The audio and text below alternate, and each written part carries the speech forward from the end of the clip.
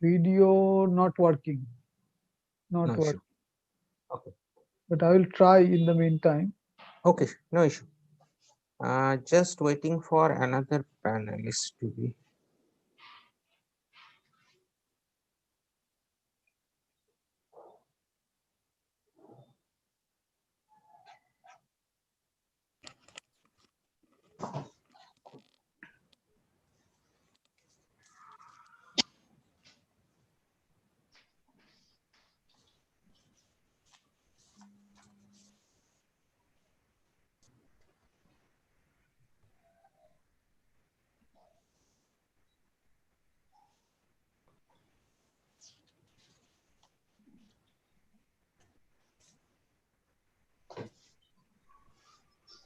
Uh, Sukanya? Yes, Samrat. Yeah, she is not reachable. I think we can start now if Yeah, let's she's, start and she can join. yeah.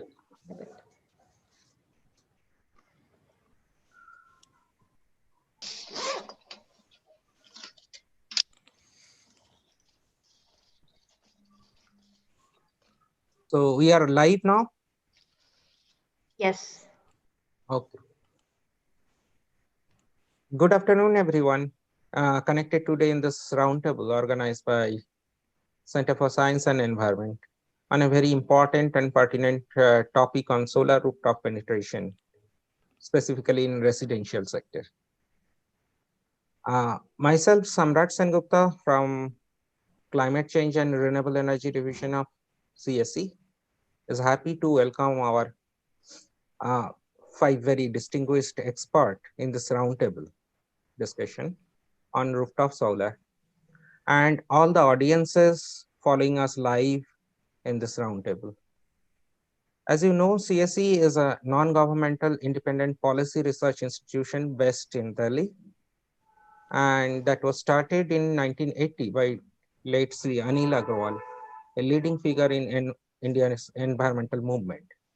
For more than 3 decades now, CSE has helped shape policies and build public awareness to bring changes in various important areas and issues. Renewable energy program in CSE from its inception been focused on addressing decentralized development. Traditionally, the focus of the program was on improving energy access through renewable energy sources while accommodating for environmental and social externalities.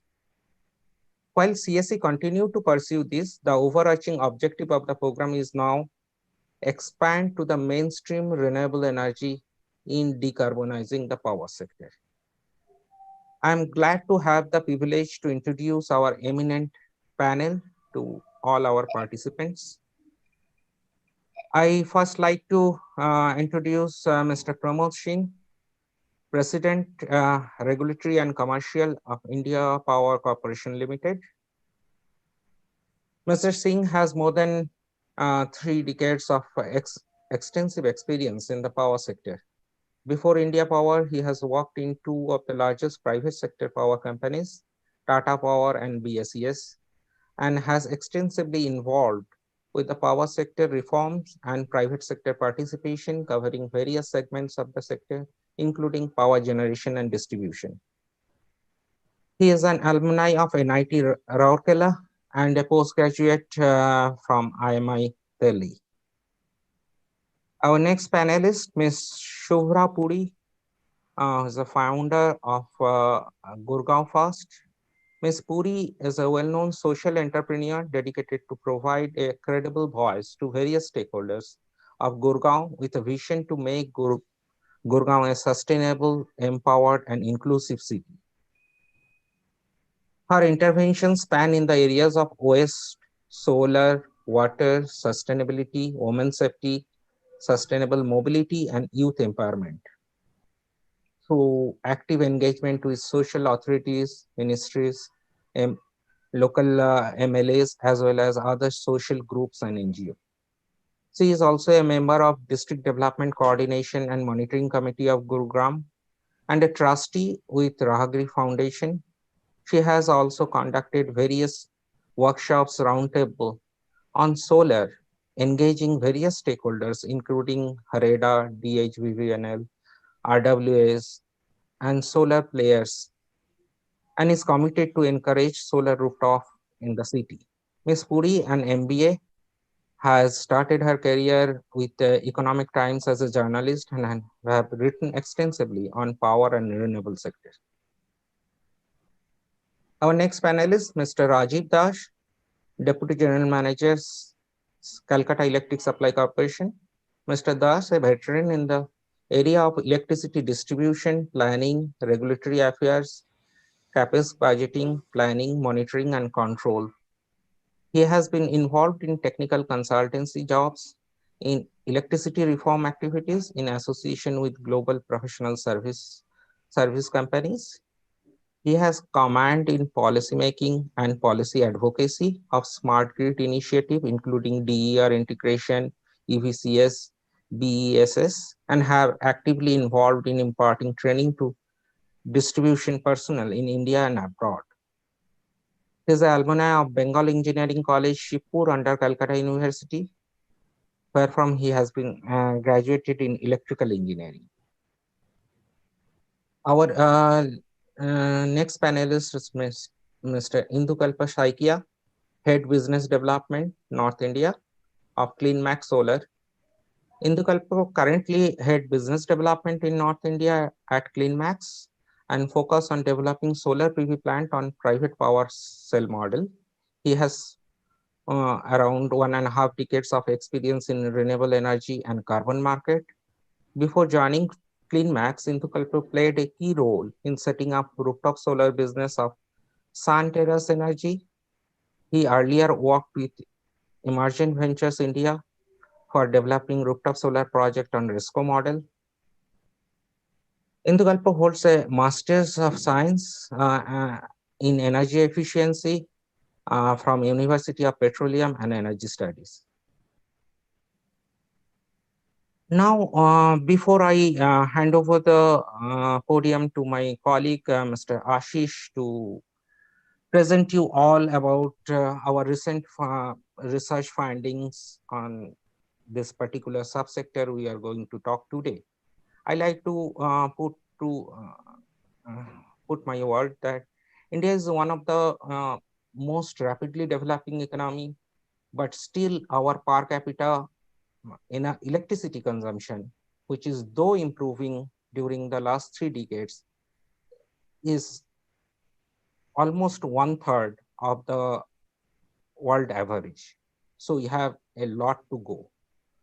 Now, under Paris Agreement, India has taken a pledge to decarbonize its energy sector by switching its power generation away from fossil fuel to renewable.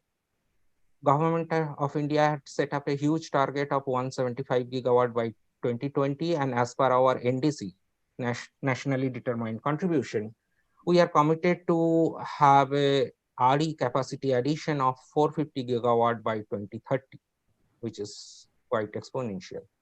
But as on today, we are just at 87 gigawatt milestone.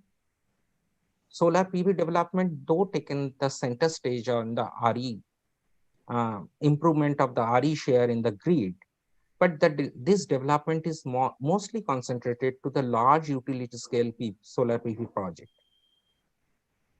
So it was assessed the rooftop solar potential in this country as 124 gigawatt and official target by 2020 of 40 gigawatt, but we are at a very meager 6 gigawatt mark now.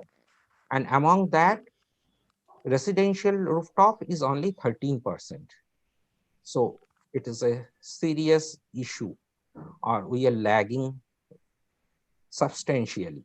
We do expect that this recent pandemic, COVID, due to that, there will be a substantial impact, particularly on the residential or distributed solar sector, due to various reasons, which Ashish will definitely highlight in his presentation.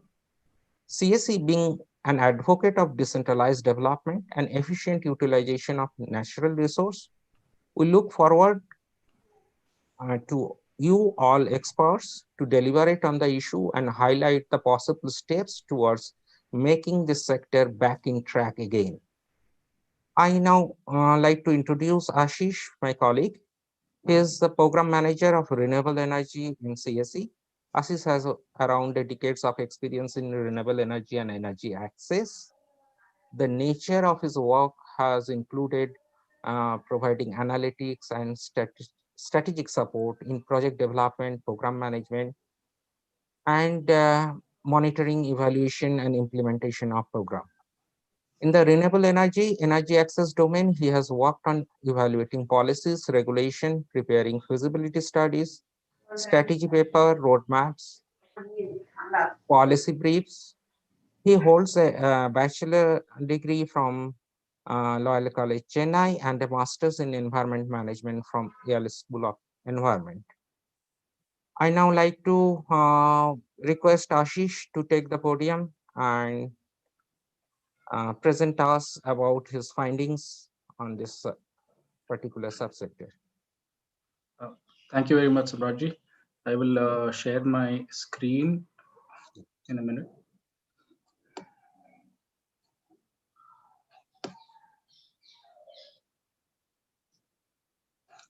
Yes, are you able to see my Yeah. screen? Okay. Yes. Good evening, everybody.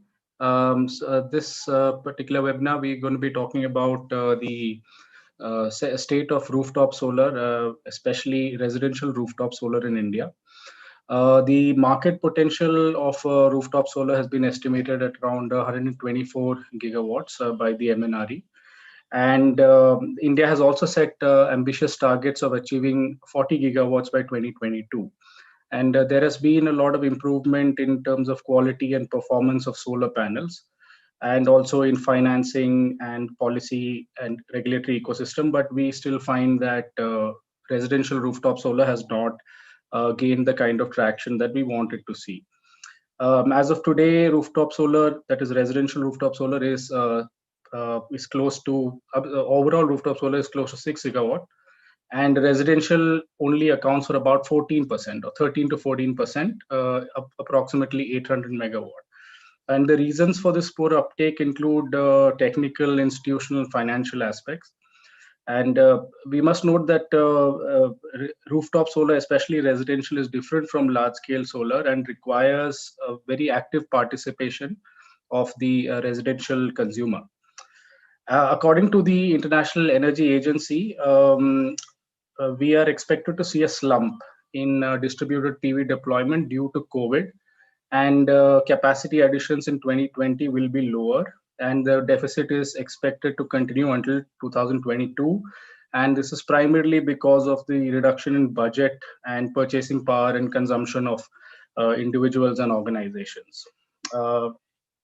Going back a few years earlier, MNRE's phase 2 of grid connected rooftop solar program has also changed the landscape of residential rooftop solar. In this particular program, MNRE takes a new approach and makes Discoms the nodal point for implementation of rooftop solar, as opposed to the state nodal agencies earlier. And this includes activities like vendor management, empanelment, and subsidy disbursement. And the rationale mentioned in the policy document is to reduce coordination challenges with multiple agencies and also to improve low consumer awareness. The policy targets 4,000 megawatts, and incentives for the residential solar sector include subsidy of 40% of benchmark cost for systems of 1 to 3 kilowatts, 20% from 3 to 10 kilowatts, and 20% for housing societies and residential welfare associations that range from 10 to 500 kilowatts. In addition to MNRE policies, there are also state policies that consumers can take advantage of that include additional capital subsidy or generation-based incentives. An important development recently has been the proposed cap of 5 kilowatt that has been proposed by the Ministry of Power. on rooftop solar that can avail net metering. And this has caused some fears that would cause that basically debates that feel that this would result in the stunting of the rooftop solar segment. And we'll come to that in a little later. This particular slide shows the installed capacities of overall rooftop solar in India. Of the nearly 6,000 megawatts that is shown here, rooftop solar in the residential sector is only about 800 megawatts. And this map is mainly meant for understanding the deployment of commercial and industrial rooftop solar, but it also provides insights into the differential growth rate of rooftop solar in different Indian states. At the moment, rooftop solar installations are highest in Maharashtra, Rajasthan, Karnataka, Gujarat, and Tamil Nadu. But this growth has been driven largely by commercial and industrial consumers. And on the right, we can also see a graph that is again representative of larger installations, but it shows the effect of COVID-19, that there has been a dip in the installations in 2020. The different colors here, the blue and the orange colors here, show different business models. Although this is more applicable to large scale rooftop solar, it is also capex model basically means that an installer puts up all the money. OPEX model is where it is done by a third party. But in the case of residential rooftop solar, financing options are very limited. So thus it would largely be capex models. Coming to net metering, this is an important aspect, as I mentioned earlier. And there are important, the policy and regulatory environment in India prescribe parameters such as permitted system size, sanction load, transformer capacity, metering, and billing. And so far, 19 states offer both net metering and gross metering, while 17 states permit only net metering. And the allowed system size is between 1 kilowatt and 1 megawatt for most states. In the net metering mechanism, the electricity generated by the rooftop solar is consumed by the user, and excess electricity is injected into the grid. And at the end, the consumer is only charged for the net energy, which basically means that the consumer can offset his or her electricity bill. And a bidirectional meter is used to measure the net electricity consumption of the system. In gross metering, the total electricity generated by the solar system is injected into the grid, and the consumer imports electricity from the grid for consumption. At the end of this time, the consumer is compensated for electricity exported at a different rate. And basically, this can be a little confusing, but metering regulations are of importance for rooftop solar consumers with high electricity tariffs, and where net metering regulations may be of more value than gross metering because it allows for the consumer to offset electricity purchases from the grid by exporting electricity.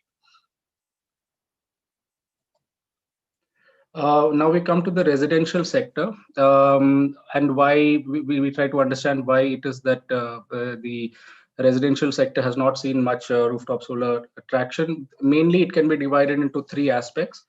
But the barriers include technical, financial, and institutional aspects. On the technical side, there are issues regarding standards for quality control due to the penetration of inferior quality products that hamper the performance of the system and also create a poor reputation. Institutional barriers include policy uncertainty, absence of clear information, and there is a strong reliance on vendors as exclusive sources of information. Barriers also include low residential tariff, this would basically mean that there is a lot of residential customers may not feel the need to install rooftop solar to offset high electricity tariff. Visibility of long-term residents, a lot of people stay in flats, newest real estate projects are high-rise buildings, and ability to even commit rooftop space might be a challenge. A lot of demand we see can be in non-metro and tier 2 and tier 3 cities. In main cities, societies and RWS can provide traction for rooftop solar as B2B consumers, as B2B customers. The low awareness of rooftop solar is also important. On average, about half the consumers rely on vendors for information gathering, and it is the vendor that approaches them first. And another main issue is that a lot of information is in terms of anecdotal evidence. That is, they need to meet somebody that they know, a friend or a family member who has got rooftop solar would generally be a good way for people to install rooftop solar. Subsidies are also very important for rooftop solar because there is a lack of financing options, and most of the rooftop solar projects in residences are self-financed, and bank loans are not available. And there are many reasons for this, because rooftop solar does not have a resale market. There is high collateral.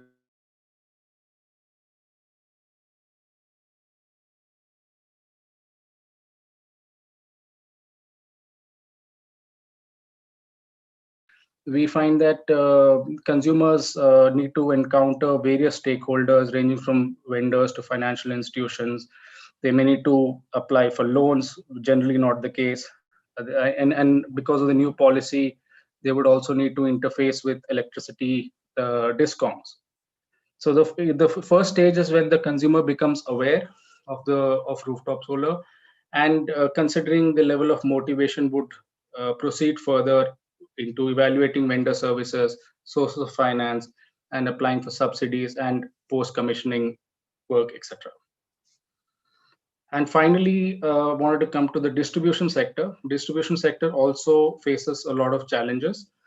A distribution sector sometimes views rooftop solar as a challenge because of self-consumption that reduces revenues from profitable industrial and commercial and high-tier consumers.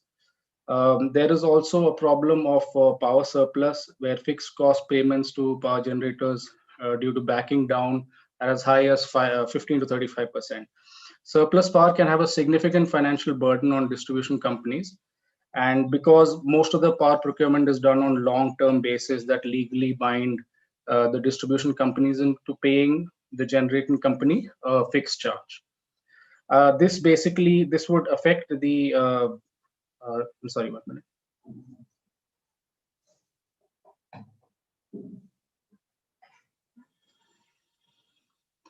I'll just go forward. Yeah, it would affect the ability of distribution companies to purchase long-term rooftop solar power. There's also another need for rationalizing subsidies. About 10 to 30% of the aggregate revenue requirement of distribution companies is in the form of subsidies. And we see that subsidies need not be targeted towards in a rational manner, where different states can target subsidies to different consumers, including commercial and industrial as well. So another important aspect is that the distribution companies need to plan generation, and as we have seen in many cases, that distribution companies perhaps anticipate greater demand than what is realistic, and end up adding capacity that is greater than required. And all of these things also are exacerbated by the fact that there is reduction in demand of power due to increased sales migration. So I will end here, Samrat. Yeah, Ashish.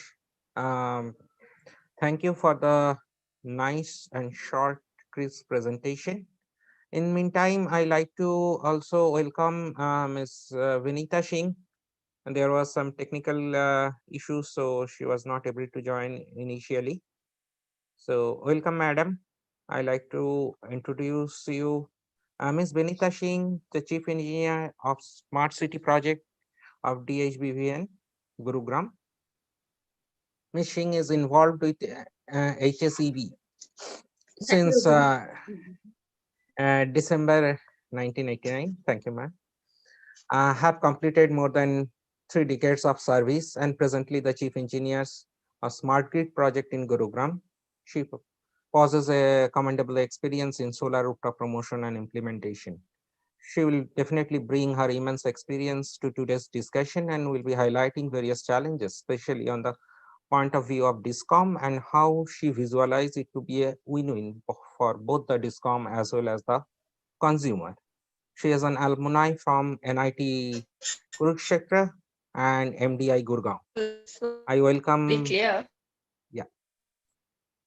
So, can I, ma'am, Ms. Benita Singh, can I straight come to you, as you might have followed the presentation of my colleague Ashish, and there are issues where he has highlighted, and we like to have your initial observations about the solar rooftop, particularly on the uh, household sector, and how the Discom handholding can improve the performance on the capacity addition in this particular sectors.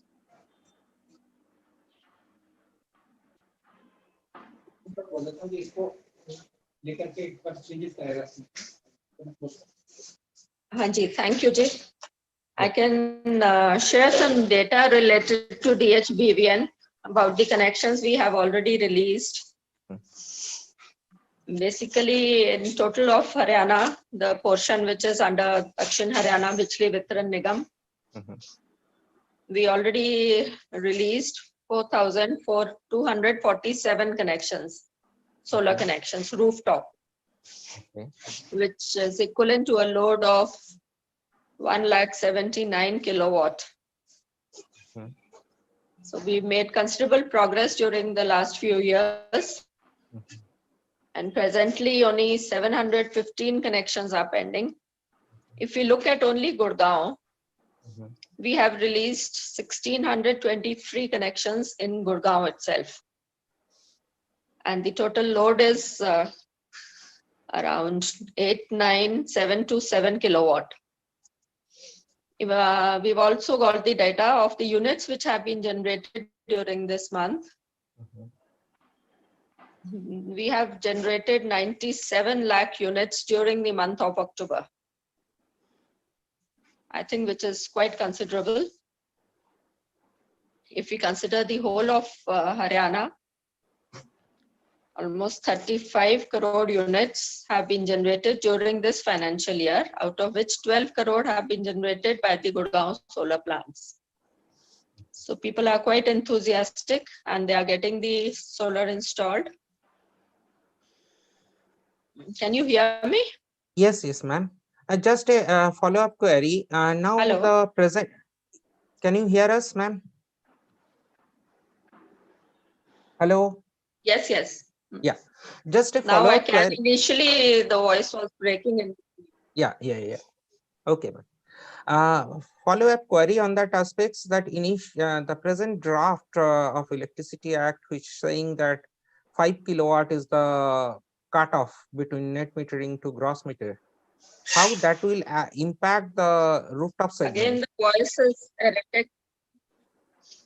I'm not able to hear you fully. Some portions are not Ashish, audible. can you hear if she is not able There to is hear some me? problem in the connection. Yeah. I can hear you. Yeah. So can you ask this particular point on 5 kilowatt barrier? What will be the impact on the domestic, and how, being from the Discom side, she perceives that? I've not been able to hear you. Please, you'll have to repeat. The voice was not audible in Suppose we'll between. try again, maybe. I have not been able to get what you want to know. Ma'am, the recent Electricity Act draft, which says that net metering is allowed till 5 kilowatt of the connected load. Beyond that, it will be gross metering. So how that will going to impact the domestic or household sector rooftop enthusiasm? It will definitely affect. I think the the consumers will get discouraged by this, and this will have an impact, and it will reduce the enthusiasm. But our observation is 5 kilowatt and above is the prime consumer for you, as a means for the Discom. So it is somehow pushing the enthusiasm to the more smaller consumer in the domestic sector, which are having a lot more subsidy load on you. So your observation on that point. Initially, the people were quite enthusiastic, but over the time, I feel that they are not that they're not getting very encouraged, basically, and Okay. they've started.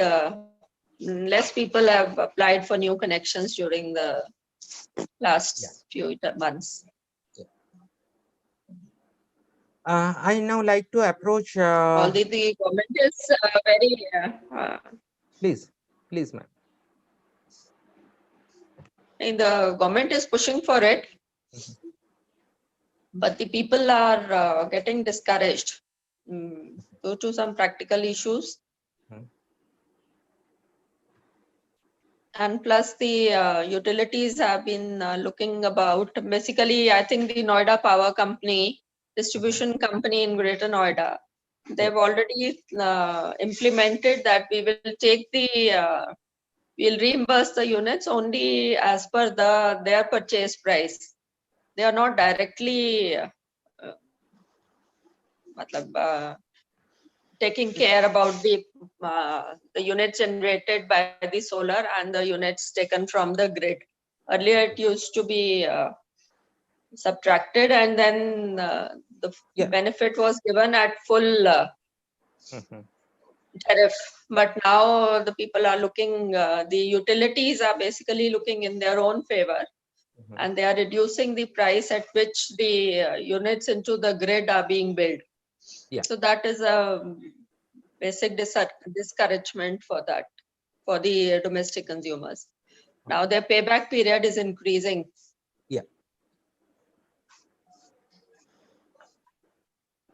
And even our utility is also looking into that. So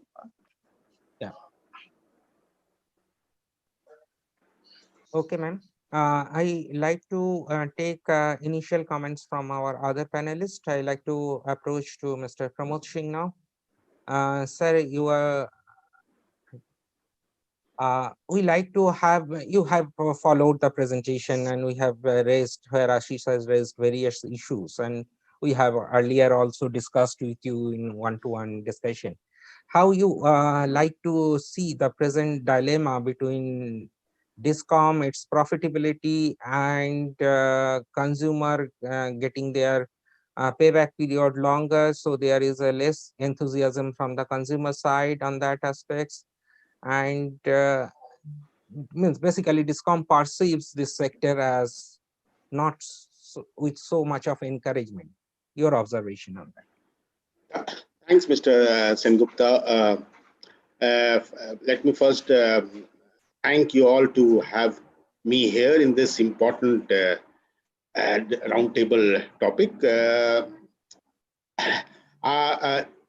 Ashish ji did cover most of the point, and I thought it was very succinctly put in terms of various elements of rooftop solar, both from a perspective of how do we do accelerated growth, as well as what are the constraints. So I think I would only kind of put two perspectives in terms of whether it's technical policy or the tariff and the way it is structured from a regulatory side of gross and net billing and others.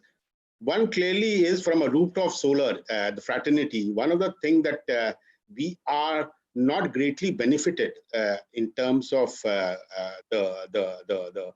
this segment of the overall renewable space is the cost deacceleration that we have seen on the larger solar side.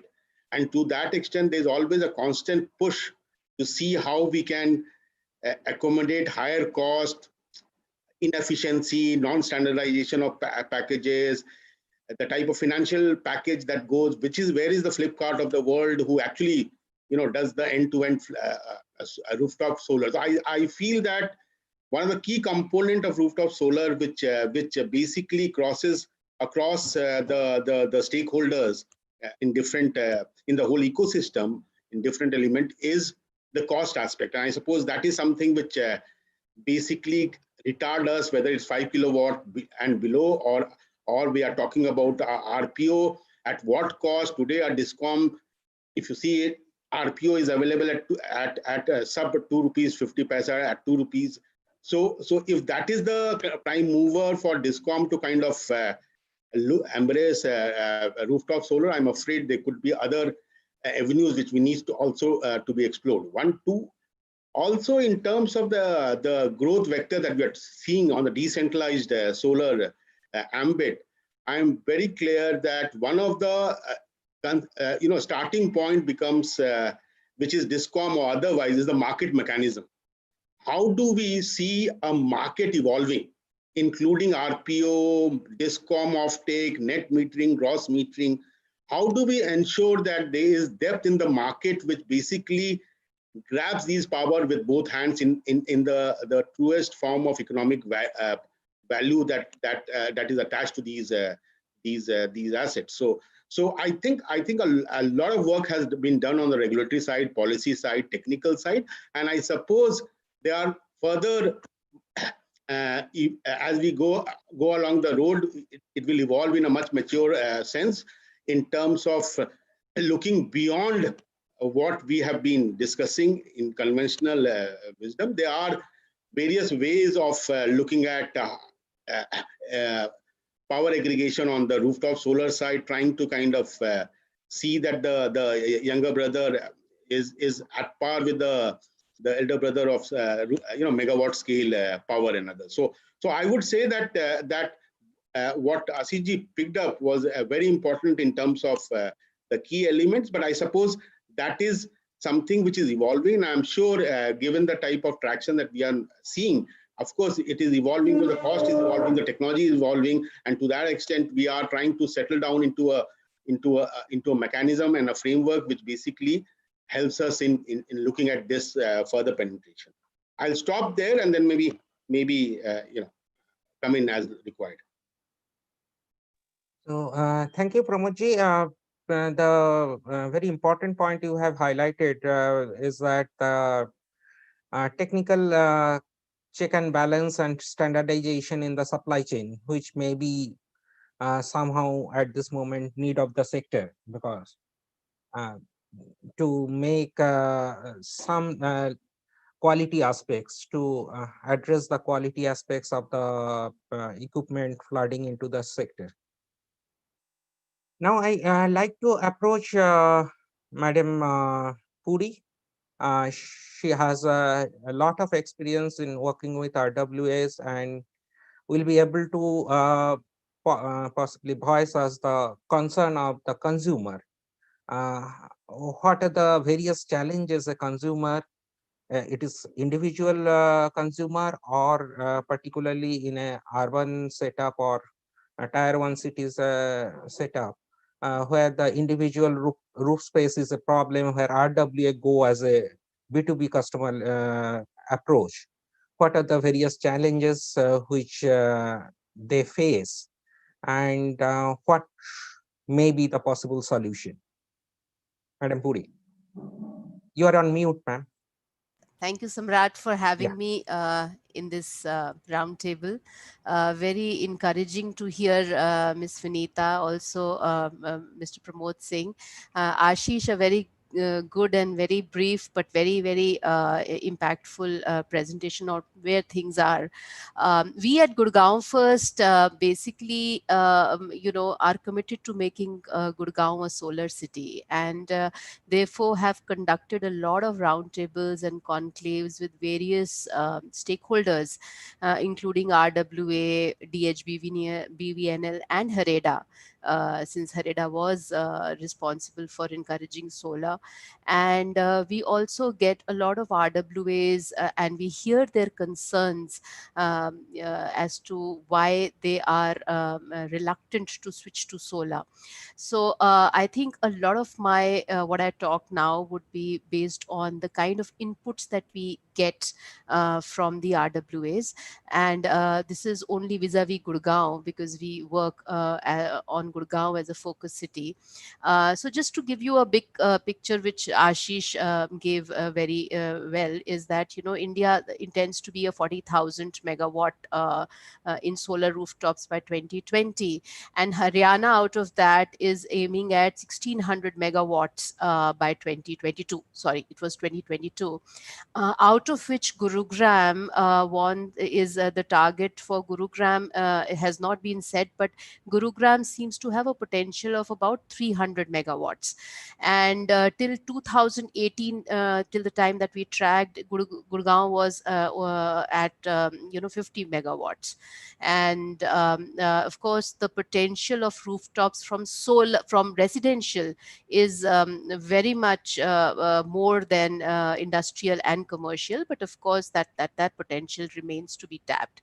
Now, why solar in Gurgaon, and why this has been one of our very, very high impact goal, is also because we feel that so Gurgaon has excellent solar radiation throughout the year, 320 days of solar radiation. Also because we have the Gurgaon has a presence of a lot of large buildings, unlike Delhi, lot of space. And Gurgaon was declared as one of the most polluted cities in India, and in 2018. And therefore we need to move towards cleaner air in the city, but also because solar is cheaper power compared to grid, which comes at 6 or 6.5 rupees per unit. Solar comes at 2.5 or 3 rupees per unit, and therefore there is commercial sense to go to solar. Also because Haryana has a progressive policy framework, whether it is the solar policy or whether it is the net metering policy. Both the policies are extremely progressive. For example, as far as the net metering policy is concerned, there is it allows consumer to export solar power at the same price at which he or she buys power from the grid, which is very encouraging. And there was a rebate of rupees 1 per unit on solar generated, which was given by DHBVNL at the end of the year. But of course, that rebate was taken away later. But still, it acted as an incentive to go solar. But very importantly, and people don't talk about it, and I make it a point to talk about it, is that Gurgaon is the headquarters of ISA, which is the International Solar Alliance. International Solar Alliance is the only multilateral agency that is headquartered in India. I mean, be it ADB. ADB is headquartered in Manila. World Bank is headquartered in Washington. But a multilateral agency to be headquartered in India is a big thing. And ISA is headquartered in Gurgaon. So even for a showcase, that we are committed to solar, and as a country also, I think Gurgaon must envisage on its journey to become a solar city. So these were some of the points that we keep talking about as we do our roundtables and conclaves in the city. And as far as residential individuals are concerned, of course, there is an uptake on solar. But as far as the RWA is concerned, I would certainly try and want to list a few RWAs that have gone solar in Gurgaon. One is the Maple Heights RWA, the Wellington RWA, the Hevo Apartment Sector 56 RWA, the Citizen RWA, the Bestech Park View Residency RWA, and the Vatika City RWA. And of course, the classic example is of Wellington RWA, which has put the highest installation in the state and in the country, perhaps, of solar rooftops, which is 350 kilowatt power, and which I think and a lot of RWAs have got motivation from Wellington, and they speak very, very often at my workshop as to how they achieved this. Now, having said that, mostly I would say that the RWAs have gone solar on the CapEx model and not the RESCO model. And as we are pushing the uptake of solar, a lot of RWAs come up with their concerns, and we've kind of created a list for you which might make some sense to you. First of all, they feel that this is a very big techno-commercial decision, and the technology is changing very fast. There is CapEx versus RESCO the issue. There is also the issue of who takes this decision, who takes the risk, like who bells the cat, because there are a lot of counter views and counterpoints in the RWA, and the RWA is often highly politicized, and there's a lot of internal politics going on. So there needs to be a expert who can actually handhold the entire journey of going solar. And very often RWAs feel that they do not have the competency within their team to decide on these issues. The second thing is that there is sometimes just the absence of a rooftop flat structure on the rooftop, or enough sun facing space on the rooftop. Then some of the other reasons that RWAs give is also, they feel that it will cause structural destability in the building, because Gurgaon is an earthquake prone zone, and it comes in seismic 4 zone, and therefore it might create some imbalance in the structure itself. So that's also one of the reasons that is given to us. Then people are not very confident of the capital cost versus ROI decision. When is the return going to come? And now, as we know that the returns are coming even later with the new 5 kilowatt cap that has come into place. Then there are maintenance costs. Will all the members of the RWA agree to give a higher cost of maintenance? And then, of course, Gurgaon is increasingly becoming a very dusty city. So, and we all know that with dust, the efficiency of the panels go down. And in some cases, there were panels in the American school in Gurgaon in DLF phase 5, and some of the panels flew off. So there is also the risk of high wind speeds, and therefore some of the panels flying, and the safety issues that come with it. And there's also some kind of resilience towards talking about solar. I mean, people have started discussing this, that is it really green, in the sense that the panels are made from silica, and which actually leads to drying up of the riverbeds. And also, how do we dump all the solar panels after they've exhausted their use? And so there is a question of dumping of the solar panels as well. So these are some of the issues that RWAs have come up with. But the other issues which seem like more genuine issue is that there is no neutral hand holding that an RWA gets when it takes this decision of going solar. And when the developer or an installer is coming to them and saying that you please put up this capacity, it is not like telling them an optimum size. What is the optimum size? What is the technology? So they feel that the neutral hand holding is not there. The other thing, of course, is in Gurgaon, the net metering was delayed, quite a bit. If there was absence of net meters for a long time, almost 1.5 years, net meters weren't there. And even in operationalizing the net metering, it took time. In fact, people were expecting a reduced bill because of net metering, but in a few instances, their bills were inflated, and therefore that created a lot of disappointment. Of course, with things going to DHBVNL from HREDA, I mean, the idea is that coordination will be less, and DHBVNL actually deals with the potential installers, and therefore is the right agency to encourage solar, but is that happening on the ground? Is that I don't see a lot of pickup by the RWAs in the last 2 years. I also don't see awareness drives being conducted by the way they should have been conducted in the last 2 years to promote solar. And therefore, I feel that DHBVNL needs to really pull up the socks and play a more active role in promoting solar, because there are a lot of myths and a lot of misconceptions that need to be broken before people switch to solar.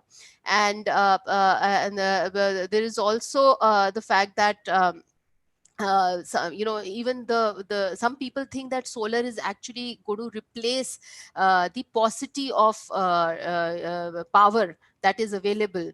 And therefore now with DHBVNL actually supplying 24/7 power through their smart grid project, people are reluctant to put up additional investment for solar. So they said, when we are getting 24/7 power from DHBVNL, why should we put up additional investment and go for solar? And the whole idea about cleaner and cheaper power somehow seems evasive in that sense. So from our standpoint, as I said, neutral hand holding is very important.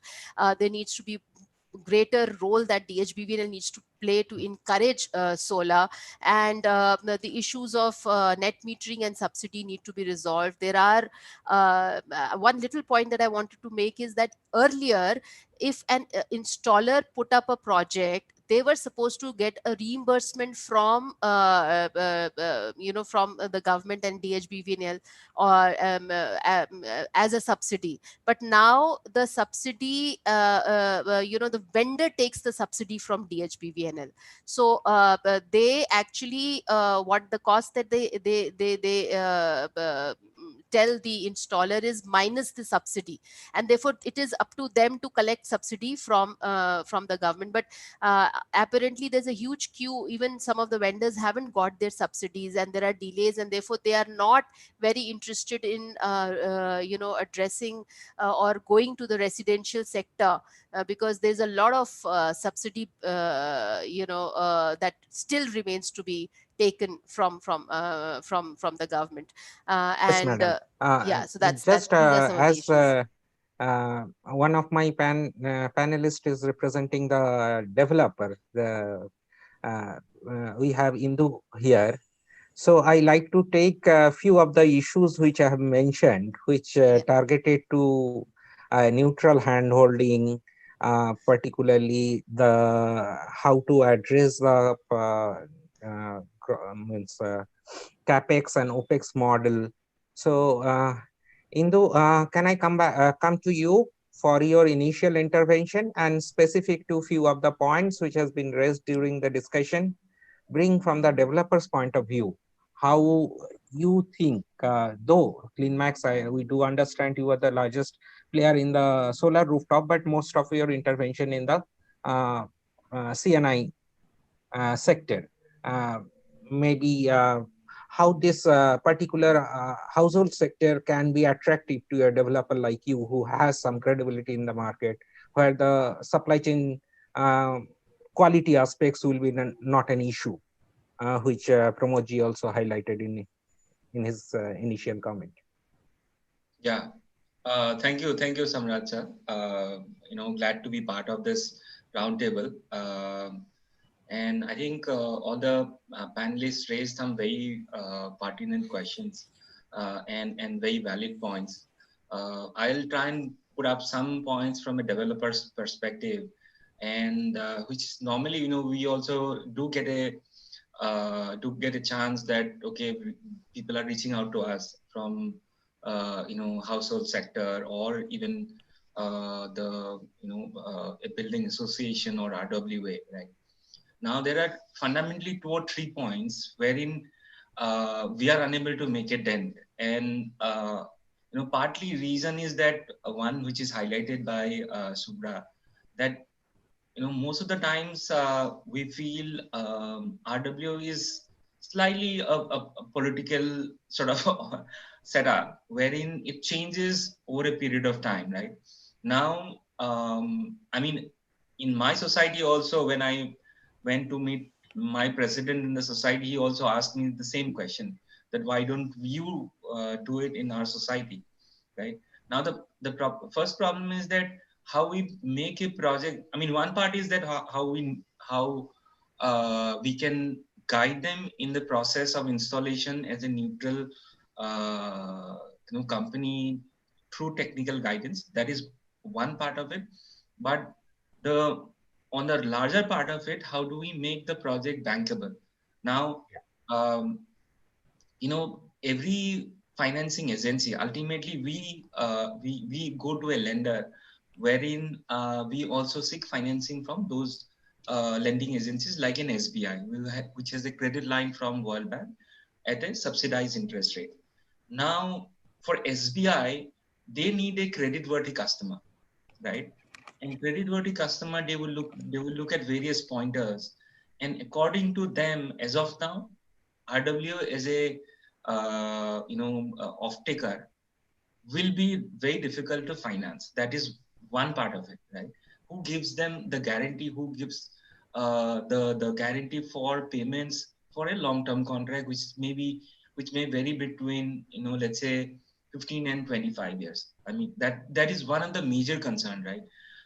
We are confident that it will work, but at the same time, it is a problematic in terms of ability how we finance it, right? There needs to be a special sort of emphasis on financing these residential sector projects through a different means, wherein it is also backed by certain other security mechanism, and we can make the project bankable, and then only the market will sort of expand, right? We may be able to do some projects here and there, but the capacity in that case, or the deployment will be very, very small. Now, one of my, I attended a very, very similar sort of roundtable some time back, why residential sector is not taking off. And one of the important part that I felt, and I also highlighted that, the distribution company, local distribution company also has a huge role to play, right? Because they are the primary supplier to a household or a society, right? And if they come up with some sort of a mechanism wherein it gives a underwriting that, okay, we will ensure that, in case or there is at least a provision that, okay, if there is a payment default, we will also not supply electricity to that particular society. So that can also back the contract to a securitized mechanism. So that is one way to do it. Secondly is that pooling of capacity, right? In typically, house a society may give a sizable capacity to deploy, but at the same time, if we go to a individual rooftop or a society which is maybe it's very spread, right?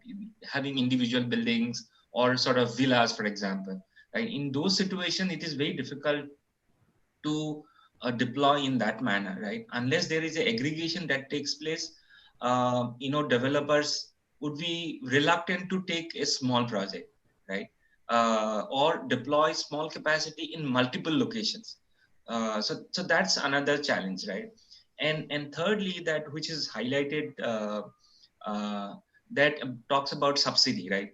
Now, of course, without subsidy is also viable to do. It's not that we can't do a project at the current level without subsidy, but again, at the same time, there is also it's not so transparently done that whether there is a subsidy available, there will be two vendors who will be saying that I'll give you with subsidy. Then where we stand that, okay, we will do without subsidy, but the rate will be slightly higher. Now the tendency of the society or a consumer is to go with a subsidized rate, and that creates a disbalance between us. I mean, we want to be as independent as possible of government intervention, right? And we know for a fact that subsidy is a very, very I mean, it's a scarce commodity now. I mean, scarce in the sense that our backlog to the subsidy, even for last 2-3 years of projects, still we have not got from MNRE or SEC, right? That is the situation we are in. So the reality is that, I mean, forget about residential sector, the executed projects, we have not been able to secure subsidy for a long time. Now, how do we continue to bet on subsidy? So we want to sort of go away from subsidy and deploy the projects on its own, purely on a commercial viability, right? Now that creates a problem in terms of another vendor comes up that, okay, there is a subsidy available, so you will get subsidy. So, and then we are kind of off, right? And because the price is one of the premium or primary concern for a society to determine who is the vendor. So that creates a problem. So in that context, awareness becomes very important. Awareness in terms of both that what is available, what is not available, and if somebody does it without a subsidy, what could be possibly the rate, right? Either that lead should be taken either by the respective state nodal agency or by the Discom, and the Discom has to play a supportive role if I mean, we want to make it a success, right? Unless Discom is not supportive, I mean, everywhere there is a struggle, right? And that is applicable not only to residential sector, but even it is equally applicable to commercial industrial sector. Everywhere there is a challenge now. There is a cap on rooftop solar policy for net metering. In some states they're saying that, okay, I will not even give net metering. I'll buy at some discounted price.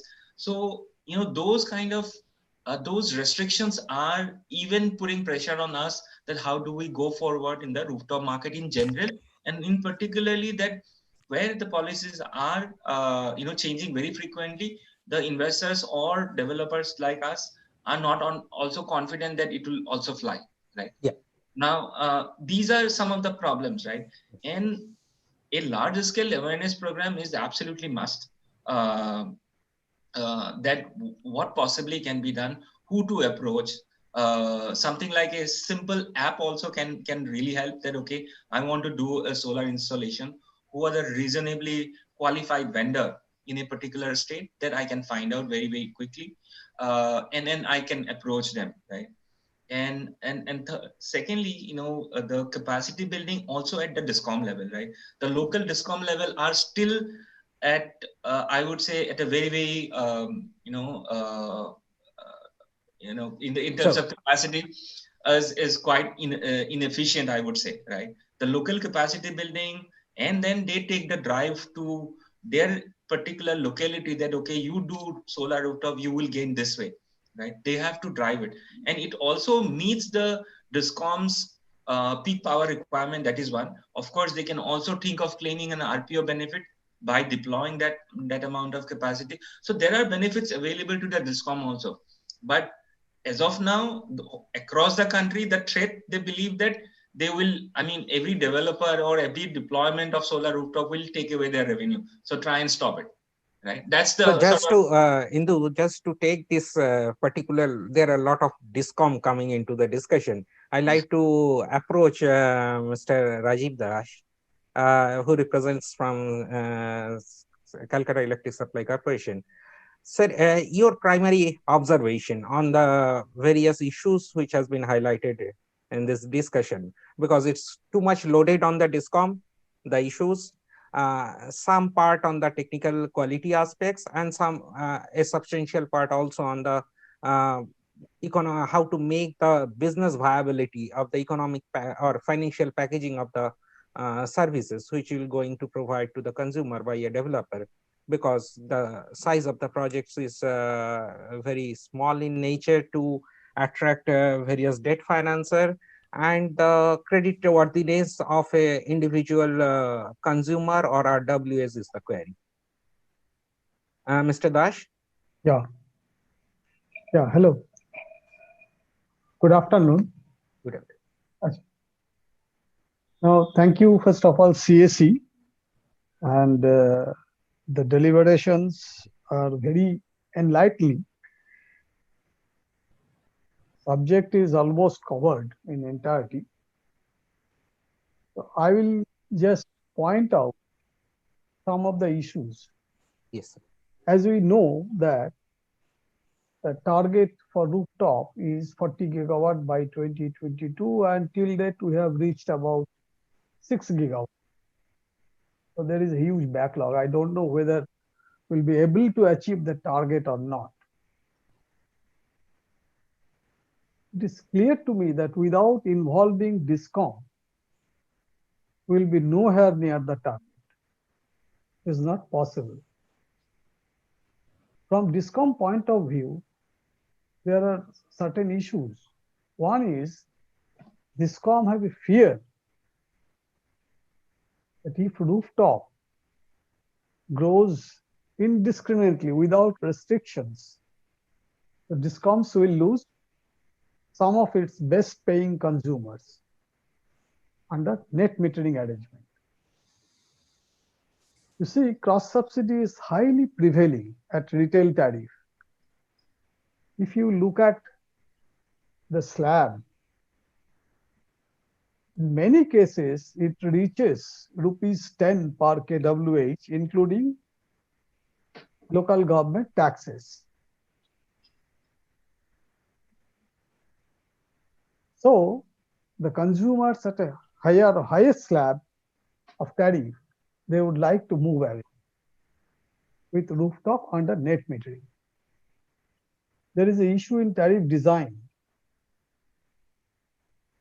You see, cost licensee incurs fixed cost as well as variable cost.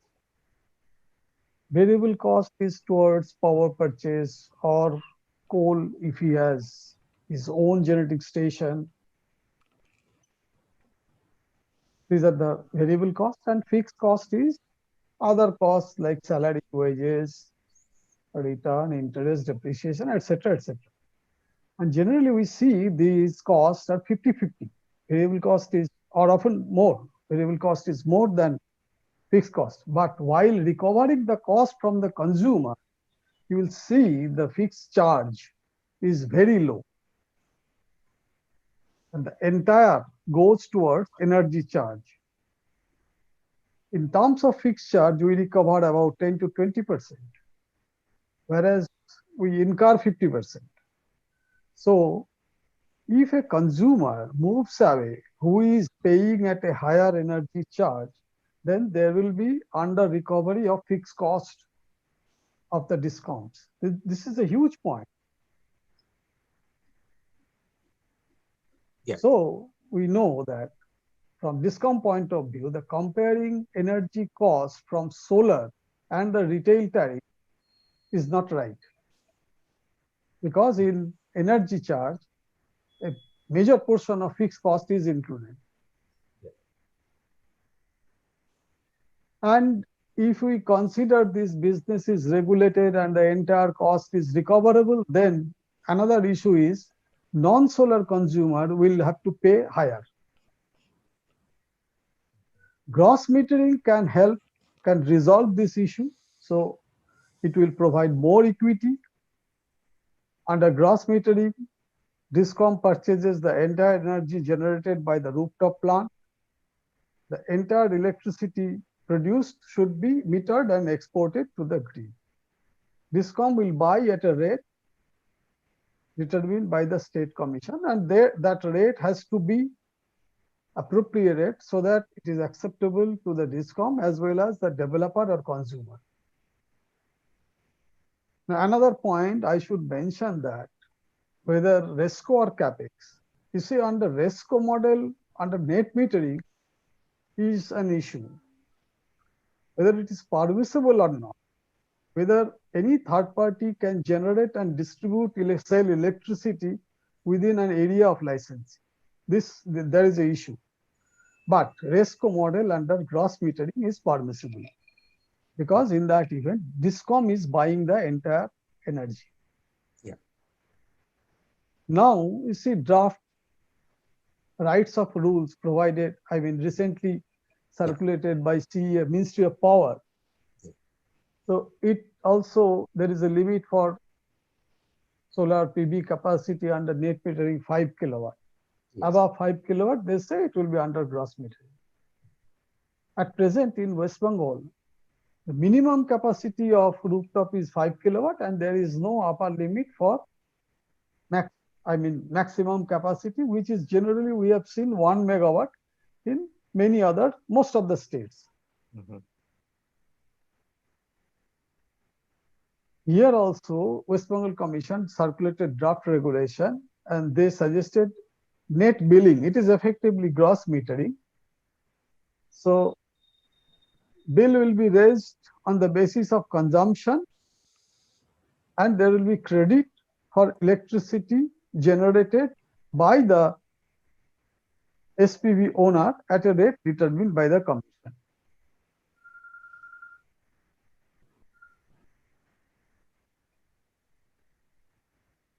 So my last point is, all things should be harmonious, whether it is regulations by the state commission, whether it is rules by the Ministry of Power, or it is the building rules of local government. You see, here in Calcutta Municipal Corporation, they have the rule that if the building height is 15.5 meter or so, then there has to be solar capacity at least 3 kilowatt peak. Now they say 3 kilowatt minimum, but ERC regulation says 5 kilowatt minimum. So things should be harmonious. That is also another issue. Yeah. And on commercial point, you see, if the Discoms are permitted under regulated business, it can be allowed, because as we know, the total cost with respect to the involvement or capex of Discom is not much. If it is allowed, so it will be distributed across all the consumers, and the impact will not be that much. That we can look into. Other technical considerations are there, and it has to be dealt by the Discom so that power quality is maintained regarding voltage sag, swell, flickering, harmonics, protection issues are there. Loading with respect to feeder or DTR, it varies from state to state, 30% to 80%. I think, in my view, it should not pose any problem where DT size is large, say 500 kV or more. But it could be a problem for state-owned distribution companies, particularly in rural areas where they use smaller size of DTs, 50 kVA, 53, 63 kVA, 100 kVA of that order. Okay. So that has to be taken into account. So all these are the points from my side. Okay, sir. Now, on that specific aspects of quality, where Madam Shivra is also spoke about that due to sudden strong wind, things are getting uprooted, or it has been observed even at one of our establishment in CSE. The quality is an aspect when people approach it on a capex model, because may not be the sufficient awareness with the consumer of that particular who are going to capex, how to check on the quality aspects, and there is a lacuna from the installer point of view to make his or her profitability high. How to address this particular issue on check on particular quality aspects? We do understand that there is some level of check and balance on the electrical safety point of view during when you installed rooftop solar, and that is prevailing mainly on the CNI sector. Indo, is there any such regulation or approval required from electrical inspector general or somebody when we are putting it from the domestic smaller rooftop connected to the Discom? Definitely Discom will provide the final approval, but is there a quality check that happens? I think as far as I know, it is mostly on the electrical safety. I mean, we get the design drawing approved from the electrical inspectorate, and then we put up the plan, and he comes for a verification before we start the plan. This is how it works, right? Now, not on the civil perspective. No, or structural perspective? not really. And Yeah. part of the reason is that, and I know about your installation and many other installation which has sort of got uprooted affected. even at the Yeah. very smallest of wind, right? And part of the reason is that, of course, we as a lot of time we are also confused because we also compare cost versus the quality, right? Now the tendency that we normally follow that, okay, we go with the lowest cost, and even if it is a not a good experienced vendor, we go ahead and implement the project, right? I think whenever there is a selection who's making whether it's an individual household or a a RWA, it should be a conscious point that they should look at a track record of the developer or even at the installer if they are doing on a capex basis, and that also needs to be well certified by a state nodal agency, which is already there. There is a system in process wherein they empanel vendors based on certain technical criteria, right? However, in many states that I have seen, there are there are vendors who are empaneled may not have sufficient experience, right? Or even there is no post installation verification that at least they should, before they give a full-fledged permission to install.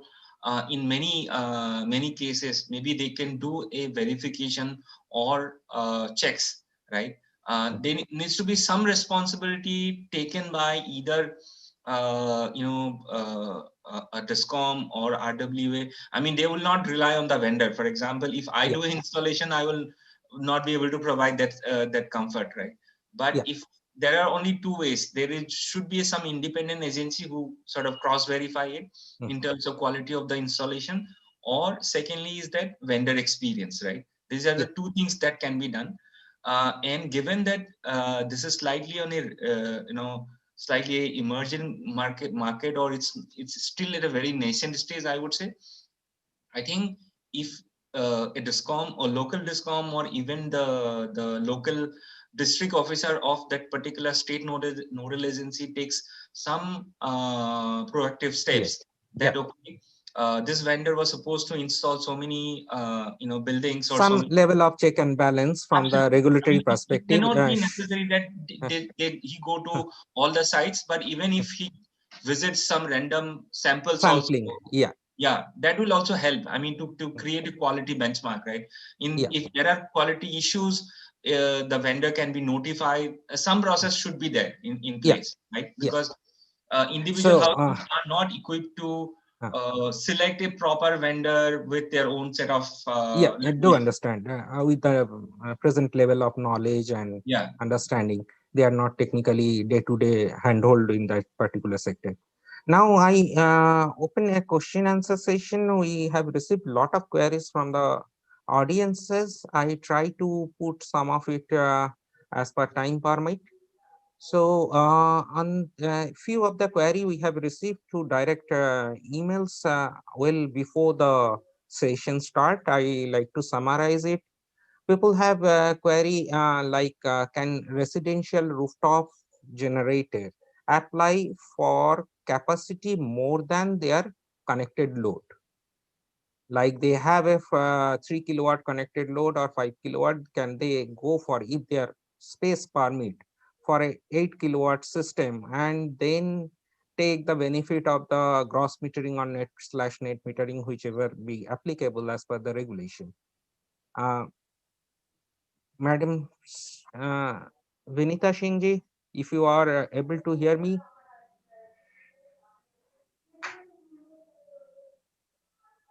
Yes. So this particular question, if you can highlight your response, that a residential consumer wants to set up a system which is beyond their connected load and take the benefit of gross meter or net meter, whichever is applicable. Is that possible? No, it is not possible. Yeah, allowed up to 90% or 100% of the connected load? The Now present, it is 100%. Now it is 100%.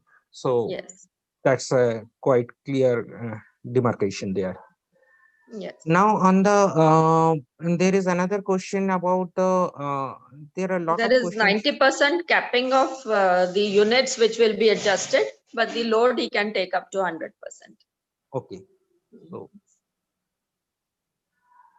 subsidy of financial incentives to RWA for some kilowatt projects of solar rooftop. So is there any Take a fast minute. what is the present subsidy understanding on particularly rooftop? What are the slabs and what are the segments? There is a particular query. I think Ashish, you have the information. You can quickly spell it out, or we can say that we will revert him back with the all the slabs and their particular subsidy level It's fairly through detailed. email. Yes, Yeah, it is fairly it is detailed, but quite detailed. So we will get back to this particular Dr. A.K. Singh with all your queries through the information which is available. There is another query from Dr. Gupta. If we install solar panel at roof of, so this is related to the, again, the building has been developed at a permissible height as per regulation, local regulation. So people are asking if they put rooftop solar on a raised structure, so that they can utilize their roof as well as generate power. Is there any regulatory aspects which will deter them to do that, or they can do such kind of structure development on their roof? Any particular information we are having? Madam Vinita ji, if you have any observation on this particular query?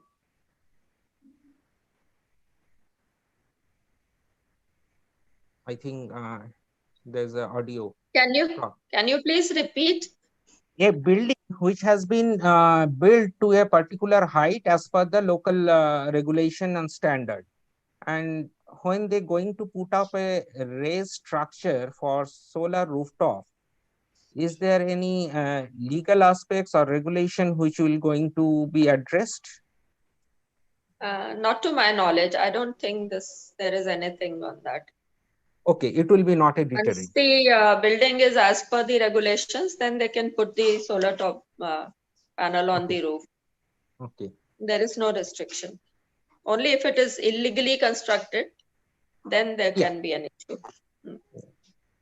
There is particularly a question from RWA of Sector 15 Gurgaon. They have a lot of points, like they want to know details about how RWA can go to solar rooftop system. They want a awareness campaign in their particular RWA, how will handhold with them. So basically, he is addressing a lot of points regarding various awareness aspects of the whole program. So they can look through our sales circular. They can note down. There's a sales circular number D06 2020 oblique 2020, which was issued on 28th March 2020. They can go through that. I think it should satisfy their queries. Yeah.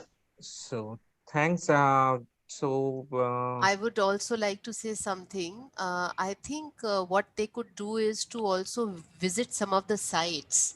They could visit Wellington RWA. And they could, and they could also visit the Citizen RWA, which is a more recent solar installation. And I think talking to the team which executed it will give them a lot of assurance, and also they would learn some of the best practices that needs to follow. For example, and they would get to know that quality prima Yes, that is facie a good idea. I yeah, agree. quality is a very big parameter, and so one has to go for quality things. Also, they need to do all the installation that they are thinking in one go and not in two steps. So these are some of the practical points that they would get once they visit such sites, and I would highly recommend that. Thanks. Uh, People have asked details about what is net metering and gross metering. Ashish, if you can quickly say in a word, because you. So net metering is basically when you are trying to feed back into the grid to offset your own consumption. It is basically using a bi-directional meter. It records what you take in and it also records what you pump out into the grid. And this can result in you canceling or saving electricity bill.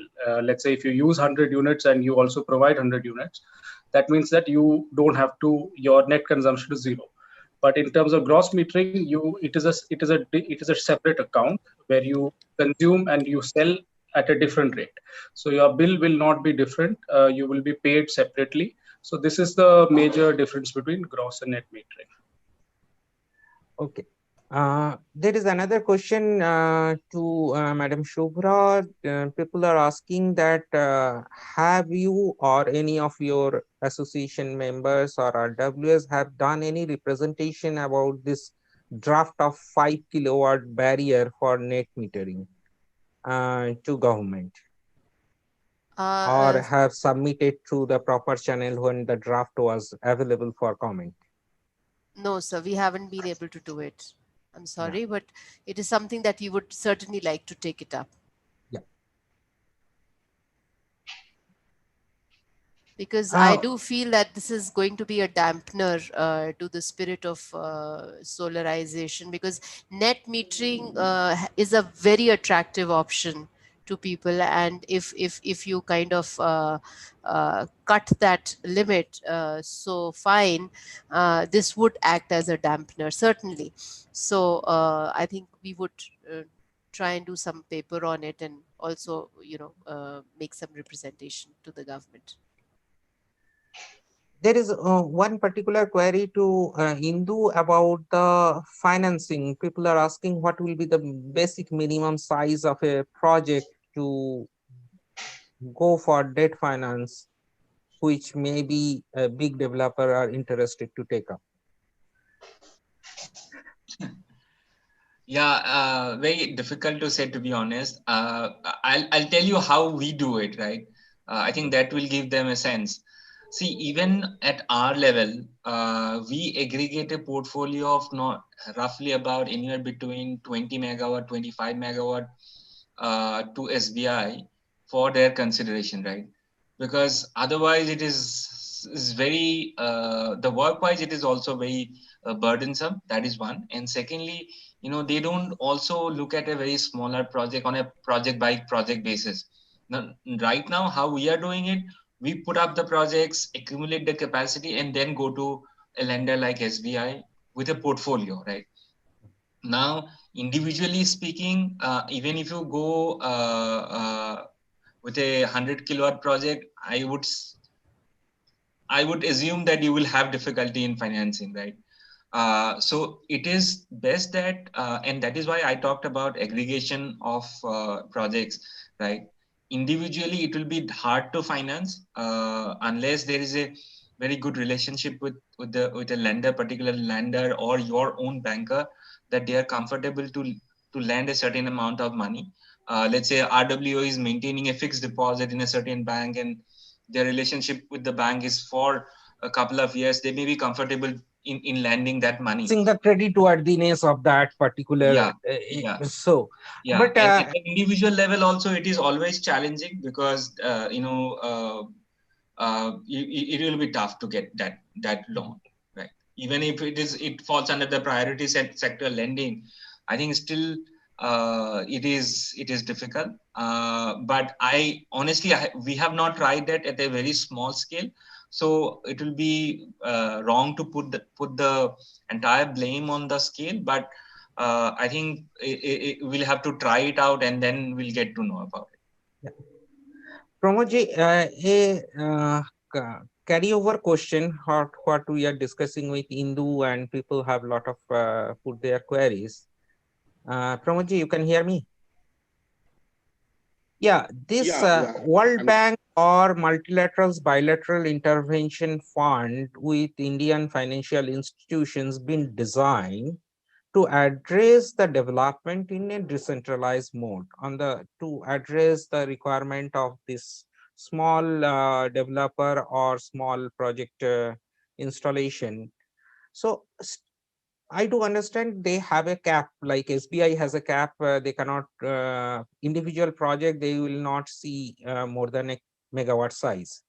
Uh, so still, what is the structural problem? Why the individual developer or creditworthiness is still getting into the problem? If you are going to a MSME or a individual RWA and still again flow with the basic concept of the large scale investment where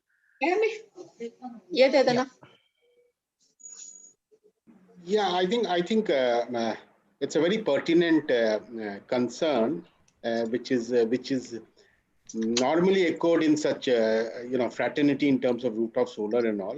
I think in terms of while you spoke about World Bank and some of the line of credit which are there specifically directed towards distributed solar and distributed generation, but in terms of the last mile, you intermediations, because basically they rely on the last mile to get to where it requires the real signing of the check. There, I suppose there is a lot of gap in terms of the issues that we discussed: quality, accreditation, credit profile, etc., etc. And mind you, the transaction cost per transaction is much higher and disproportionate to otherwise looking at a portfolio of aggregated capacity which runs into say a few hundred of such installation. And that's where our colleague Indu comes in terms of providing that go to market in terms of looking at a larger base. But yes, unlike agricultural pump and others, where you have RRBs of the world and a NABARD, providing the kind of last mile financing. Here, in an urban setting, I think it is left to individual to fend for themselves unless they have a system integrator. And to that extent, the reach and the packaging is something both from a quality perspective and the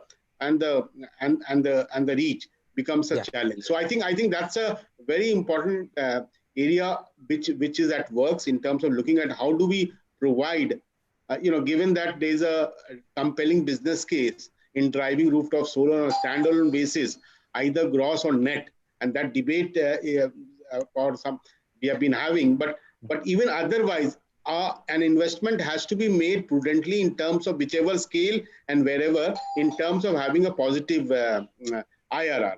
And to that extent, it is important that how do we have the financial wherewithal available and aligned to this kind of a business case, and that's where the challenge is. So thank you, Pramodji, and thank you all our panelists for a very enlightening discussion. We are short of time, but there are many more questions came to us. We hope that we will be able to club them and individually send to you through email for your definite input. And if you can spend a few minutes on that and like to provide your at least a guidance, so that the people who have in the audience participated from various parts of the country will get enlightenment, and it through this process this sector will get a little bit push forward, which we all of our वो chief stakeholders Delhi would ने like कुछ to see. Memorandum देने signed वो company secretary मांगता रहता है वो conference room में बैठे हैं उनसे वहीं से लेना On behalf of CSC, like to thank you all. Thank you all our panelists for their very valuable time and able to participate in with their knowledge. And also to our all viewers, thank you all to follow us. We'll definitely get back to you. Whatever questions we haven't able to take up in this live discussion, we'll get back to you through email. All of your registration details are available with us. Thank you